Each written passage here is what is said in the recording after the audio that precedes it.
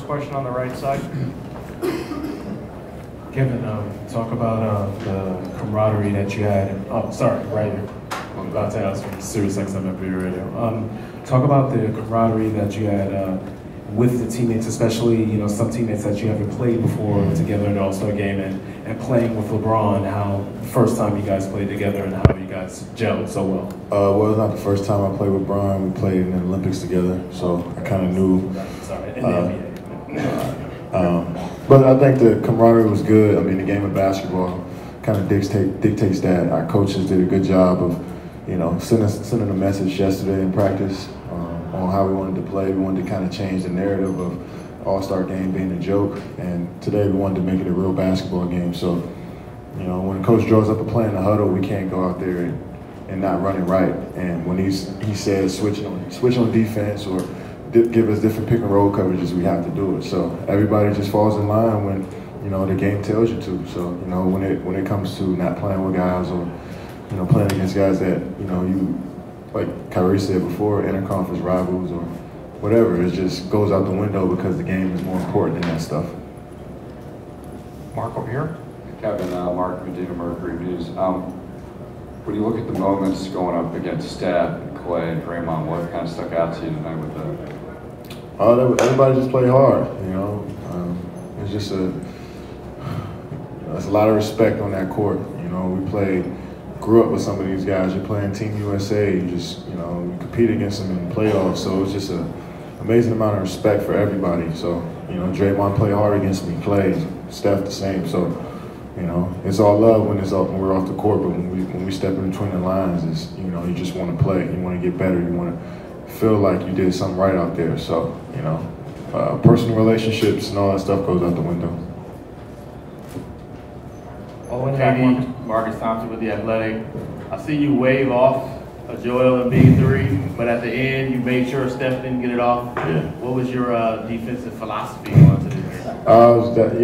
Me and Joe got a nice, we always go back and forth. So, I'm not going to play that type of defense against him again because I know how good he is. But we just wanted to get a stop at the end of that game, and obviously everybody knows how deadly Steph is on the three-point line, so especially me. So I just tried to get a hand up and make him pass, and they didn't get a shot up, so that was good. Cameron Buford, LA News Observer, right here to your right. Man, I got to start standing up, man. No, right here, right here. I want to know, with this new format, do you look forward to one day picking your own team, and would you like to see that televised? It don't matter to me either way. I just want to hoop. So if they ever, I'll pick my teams. I don't mind telling who's my first pick or who's my last pick. But at the end of the day, we still got to hoop. So. Well, thanks for putting on a good show tonight. Yeah, appreciate it. Mark, back left. Mark Spears, ESPN's Undefeated. Did the mixing of the rosters make it more of a kinder, gentler game, and also was it a little odd to not have any Lakers or Clippers? In the game, usually the host city has somebody, but yeah, the mix of the players was cool. It was different. Obviously we always go East and West, but to play with Kemba and Bron and Bradley and guys on the Eastern Conference, you mix it up. You kind of get to know them on a different level now. So when you play against them, the respect level just rises up. So, just being around them in the locker room, see how they get ready for a game, just their routine, you can appreciate that because, truth of the matter is those 24 guys, I can't relate to nobody. They can relate to me more than anybody else in this world. So, it's good to kind of see that on a personal level once you mix the teams. And what was the second question? Sorry. I guess the oddity more so with the Lakers, but not having any Lakers. Oh, yeah. Hometown guy. Yeah, that was odd. But I was talking to Kemba and I told him next year is going to be in his hometown, so he got to make it. And usually when you got a guy that playing their city, everybody kind of rallies around him and supports him. So, but it was different not having a Laker or a Clipper here. Rachel.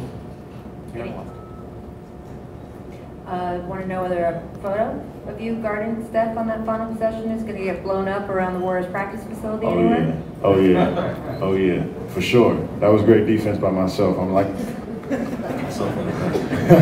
but is it going to be fun to have some bragging rights over your I team? mean, I don't know if we'll do that. The game was so good. It was so competitive. It was the best one I've been a part of. You know, I was grateful that I got this opportunity, and you know, we all played a great game. So you know, there's no trash talking. Chris, last question before Coach Casey. Chris Haynes, ESPN. Kevin, from our vantage point, it seemed a little quiet out there, the atmosphere. I was wondering, as a player, was that something that you? What you mean? It was quiet. I mean, it seemed like it was a golf event out there. I don't know where you were sitting. You probably was sitting high up, but there was a lot of. I don't know where your seats were. You got to talk to ESPN about that one. But no, I mean it was a lot of guys were talking out coverages. Oh, I was talking about the fans. That was quiet. Oh, not you guys. Oh, yeah, you gotta phrase that better, bro.